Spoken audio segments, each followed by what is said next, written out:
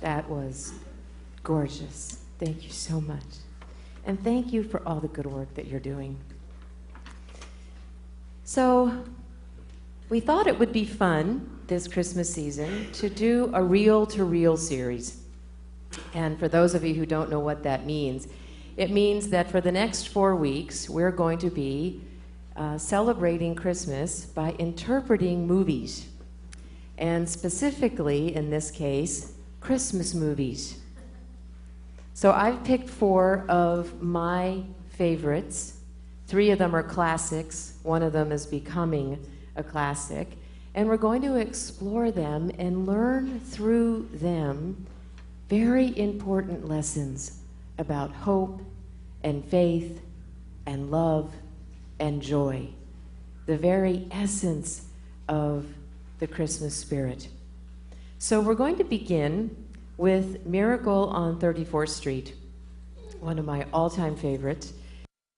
Am I on? Now I'm on. Okay, I'm good. What did Annette say? It's electrons. You know, I can't wear a watch. Have I ever told you guys that? I have a drawer full of watches. They do not keep time on me. Batteries go out. The hands go haywire. I've given up. Ken says it's my electrons, so I don't even try wearing a watch anymore. I don't look at the clock either, I know, much to your chagrin on some Sundays. So, for anyone who hasn't seen, yeah, David's back there going, look at the clock. For anyone who has not seen Miracle on 34th Street, let me give you a quick synopsis.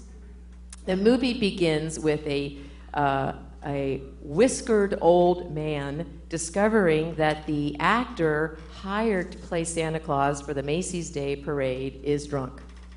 And he goes to the woman who's in charge of the parade and brings this to her attention. And her name is Doris Walker. Being a very no-nonsense practical woman, as she is, she hires this Santa Claus lookalike on the spot to play the Santa Claus in the parade. He does such a good job that they quickly recruit him to be the Santa for the Macy's Christmas season. So, while he is hugely successful, not only is he a great Santa, not only do the kids love him, but the parents love him. One of the reasons the parents love him is because if Macy's doesn't have a toy, he sends them to Gimbels. Now, what you learn in the movie is that Macy's and Gimbels are not only department stores that are great rivals, but Mr. Macy and Mr. Gimbel, because there really was a Mr. Macy and a Mr. Gimbel, are even bigger rivals than their department store. But it turns into a marketing coup. Chris becomes the most popular Santa Claus they ever have, much to everyone's delight. Right up until the minute that Doris, Mrs. Walker, discovers that Chris actually thinks he is Santa Claus. At which point, they start to think that he's all crazy. Now, first lesson, there's many, many lessons from this movie, but isn't it interesting that because Kris Kringle is absolutely clear about who he is, that people think he's crazy? More about that later. Now, Doris, although she has become very fond of Chris and thinks he's crazy because he thinks he's Santa Claus, has become very cynical and has taught her daughter that Santa Claus does not exist. In fact, she's taught her daughter, Susan, not to believe in any of what she calls that silly fantasy. No make-believe, no Easter bunny, no fairy tales, nothing but hard facts, common sense. We must be practical and realistic, she tells her daughter at all times. So even though she's become very fond of Chris, she's still sticking to her guns that there's no such thing as Santa Claus, and that's what she's teaching her daughter. Now, as much as people want to believe that he's crazy, they start to notice that he does have some very special qualities. The aforementioned sending people to other stores for toys. He tells people, well, isn't it more important that the children are happy than that the department store makes money? think of the day we just got through and recognize the significance of that. In a particularly sweet moment, remember, this was in 1947, so this was right at the end of World War II, and there were many refugees coming to America and many orphans coming to America from Europe. There was a wonderfully sweet scene where a little girl that had just been adopted from Holland was brought to Chris by her adoptive mother. And she said, now, I told her that you wouldn't be able to talk to her because obviously she only speaks Dutch, but when she saw you in the parade, she was sure that you were the real Santa Claus. And she told me that she had to come and that you would understand her. Sure enough, Chris takes the little girl onto his lap and starts speaking and singing to her in Dutch. Now, this just about has Susan convinced that he really is Santa Claus, that she tugged on his whiskers and discovered that they were real. But her mother was, again, sticking to her guns that this was not the real Santa Claus. This was just a delusional old man who didn't know who he really was. Well, finally, Chris gets into an argument with the incompetent and we might call unkind psychologist, whacks him on the head with his cane, and ends up in Bellevue being tested. There he becomes so despondent that he deliberately fails the psychological evaluation, falling into despair because he believes at this point that nobody believes in him, that they've all lost their Christmas spirit, and that he really is just a crazy old man. So all seems lost until Doris's friend and neighbor, Fred, who I believe is the real hero of the story. He's a lawyer, and he goes and he agrees to represent Chris, and the only way to get him out of Bellevue is to let them do a sanity hearing, and the only way to clear him is for Fred to prove that Chris really is Santa Claus. Now, even Chris has started to doubt himself at this point, but Fred hangs in there with him and reassures him and takes on his case. We have so much to learn from the characters in this movie. Some of the smaller characters have something to teach us. For instance, Mr. Sawyer, the psychologist of questionable integrity and competence, who diagnoses everyone in his path, but refuses to look at his own frustration and unhappiness. When Mr. Sawyer looks at a person, he doesn't see the person. All he sees is what he's figured out is wrong with them. In a sense, he's the antithesis of Chris, because all Chris sees when he looks at people is what's right with them. And then we have Mr. Macy and Mr. Gimble. One of the first miracles in the movie is he gets them to shake hands. Kind of sounds like the Middle East Peace Accord, doesn't it? There they are, Mr. Macy and Mr. Gimble shaking hands with Chris right in the middle of them, because they rediscovered the true meaning of Christmas. They discovered that it really is more important to bring happiness than to make a buck. And they end up cooperating instead of competing. What a concept. But at the heart of the story are the relationships between Doris and her daughter Susan, and Fred, and of course, Chris. First, we learn from Doris. In a little bit of exposition, we learn from both Doris and her daughter Susan that Doris had divorced Susan's father when Susan was just a baby. And we get the definite feeling that it was a bitter divorce, given how cynical and how angry Doris has become. When Fred confronts her about not allowing Susan to believe in fairy tales and Santa Claus, Doris says, we shouldn't have them believing in a lot of legends and myths like Santa Claus, for example. When we fill their lives with fairy tales, they grow up considering life a fantasy instead of a reality. And Susan actually says to Chris, this little Susan played by a very young Natalie Wood, she says to Chris very maturely, I've known for a very long time that Santa Claus isn't real. Whatever I want, my mother will get for me, as long as it's sensible and doesn't cost too much, of course. Doris has confused her resignation and her cynicism with the truth. She's allowed her hurt to blind her to the joy of the season. She's allowed her hurt to blind her to the real meaning of Christmas. And she's confused fantasy with faith. Faith in things not seen. We also learn from Fred. Fred, who comforts Santa Claus by telling him, oh, don't worry about Doris, she hasn't believed in anything for years. And confronting Doris when she gets angry with him for daring to support Santa Claus. She says, you're going to ruin your career. They're going to think you're that crazy lawyer. Now, I love my friend Cass, but it's kind of an oxymoron. She said, they're going to think you're that crazy lawyer that defended, you just get that? Did you just get that? Yeah. That thought he could defend and prove Santa Claus. You need to be practical, Fred. You care too much about the intangibles. You need to be realistic.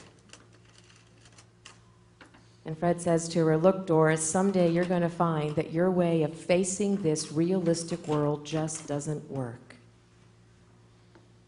And when you do, don't overlook those lovely intangibles. You'll discover that those are the only things that are worthwhile. And when she blasted him for not having any common sense, he said, Doris, faith is believing in things when common sense tells you not to. But all Doris could see was that he was throwing away his job and giving up all of his security, as if those are the only things in life that matter. That whole scene reminded me of a wonderful quote from Helen Keller, where she says, life is either a daring adventure or nothing at all. Security does not exist in nature, nor do the children of men as a whole experience it. Avoiding danger is no safer in the long run than exposure to it. Very powerful lesson for Doris. And then finally we learned from Kris Kringle. One of my favorite scenes is where Chris is explaining to Susan what imagination is. She had gone down to the basement of her very large, fancy apartment building, and the children were imagining that they were animals. And she went to the door, and the little boy said, you can only come in if you're an animal. What animal are you? And she got very indignant and said, I am not an animal. I do not pretend. I am a girl. And she very righteously went back up to her apartment. And Chris said, Susan, it's okay to have an imagination. And it was wonderful because he said, the imagination is a nation all unto itself. Isn't that wonderful? It's a nation that we create just for ourselves. And he taught Doris, Christmas isn't just a day, Doris, it's a frame of mind. And as she continued to argue with him, becoming more and more stubborn in their conversation, he looked at her, and he almost sounds kind of like Jesus and Buddha as he says this. He says, Doris, if I can wake you up, there is still hope. Another one of my favorite scenes with Chris, and this is such a wonderful example of his childlike curiosity that so exemplifies Christmas. he was tucking Susan into bed, and she was chewing bubble gum, and you could tell he was fascinated by this huge bubble that she had just blown. And he said, "Do you have any more of that?" And you don't actually see this part of it, but you see him chewing it up, and then they pan back to her, and he blows this big bubble, and all you hear is it popping. And you just imagine it going all over his beard. And in the very next scene, he's in the bathroom looking in the mirror, picking bubble gum out of his beard. But I love that scene because it's such a great example of that childlike curiosity that Santa Claus exemplifies, and that Doris and Susan had lost. Chris says, if you can't accept anything based on faith, then you're doomed to a life dominated by doubt. Now, Susan is about this close to believing. And he kept saying to her, "What do you want me to bring you for Christmas?" And she kept telling him, "Don't worry about it. My mom will take care of it." Finally, she pulls out from underneath her bed a picture of a house, a beautiful house in the suburbs. And she said to Chris, "This is what I want, Chris." And of course, Chris says, "Well, that's an awful big present." And immediately she says, "See, I knew it. I knew you weren't Santa Claus. You really can't get this for me. You told me to ask you for something, and I did. And now you're telling me I can't have it." And he said, "Susan, just because every child doesn't get their wish doesn't mean there isn't a Santa Claus." And I love that line, because how many times do we pray for something or wish for something so hard? We've treasure mapped it. We've made the list. We've affirmed it. We've intended it. And it doesn't happen. And we think, A, we must have done something wrong, or B, there isn't a God. Those seem to be the two defaults. But what Chris is telling her is, no, just because you don't get everything you wish for doesn't mean there isn't a Santa Claus. Just because we don't get everything we want doesn't mean there isn't a loving God. I cannot tell you how grateful I am for my prayers that have not been answered. Think about it. And it's funny because he actually gave her one of those examples. Again, this was right after World War II, and he said, "But Susan, think of all of those children that are asking for B-52s. Right? Just because we don't get what we wish." Now, another interesting lesson from the movie is that sometimes even Santa Claus needs help. Sometimes even Santa Claus gets discouraged. Chris needed Fred, his lawyer, to remind him of who he was, to come to his aid at Bellevue. Because he said to Fred, and this was actually a very funny line, he said to Fred, Mr. Sawyer, that was the psychologist who was really nasty, he said, "He's vicious and mean-spirited, and he's called normal. I think I'm Santa Claus, and I'm called crazy." He said, "That's just wrong." And it was wonderful because Fred agreed with him and affirmed who he was. Everybody needs somebody. Chris needed Fred at that point, and Fred was there for him. So we get to the wonderful court scene where they call up the prosecutor's son to affirm that there really is a Santa Claus. And when they demand proof in the final hour, at the 11th hour, the post office brings in bag after bag after bag of letters addressed to Santa Claus, proving beyond a shadow of a doubt, because the post office was an arm of the government, that Chris was the real one and only Santa Claus. And then, of course, at the end, Susan really does get her house with the cane in the corner. But she got what she wanted even more, and that was her family. Now, it's interesting because there was a remake of this done in 1994. And at first I wasn't happy with it because they took out the whole post office scene. You know, they had all those wonderful bags of letters being piled onto the judge's desk or whatever you call it. And it wasn't Fred who saved the day, it was Doris who saved the day. Because Doris presented, they called her Dory in that version, presents the judge with a $1 bill. And this is what the judge said. By presenting me with this bill, Dory reminded me of the fact that it's issued by the Treasury of the United States of America, and it's backed by the government and people of the United States of America. Upon inspection of the article, you will see the words, "In God we trust." Now, we're not here to prove that God exists, but we are here to prove that a being just as invisible and yet just as present exists. The federal government puts its trust in God. It does so on faith and faith alone. It's the will of the people that guides the government, and it is and was their collective faith in a greater being that gave and gives cause to the inscription on this bill. Now, if the government of the United States can issue its currency bearing a declaration of trust in God without demanding physical evidence of the existence or the non-existence of a greater being, then the state of New York, by a similar demonstration of the collective faith of its people, can accept and acknowledge that Santa Claus does exist, and he exists in the person of Kris Kringle. At which point they flew open the windows in that version and yelled out to the thousands and thousands of people waiting in the streets, "The state of New York says Santa Claus exists."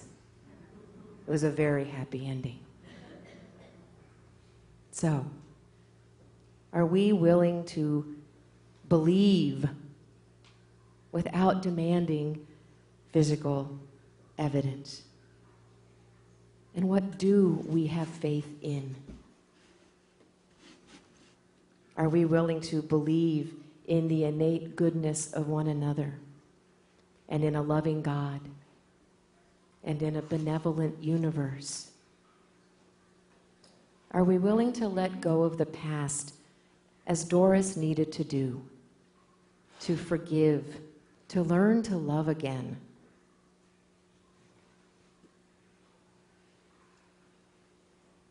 There was a scene where Susan thought she wasn't going to get her house. And she said to her mother, "You were right. There is no such thing as Santa Claus." And Doris looked at her and she said, "I was wrong when I told you that. You must believe in Mr. Kringle, and you must keep on believing. Just because things don't turn out the way you want them to the first time, you still have to believe in people." At a certain point, we forgive because we decide to forgive.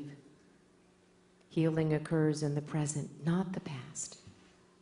We are not held back by the love we didn't receive in the past, but by the love we're not extending now. That's the very powerful lesson of Miracle on 34th Street. Debbie?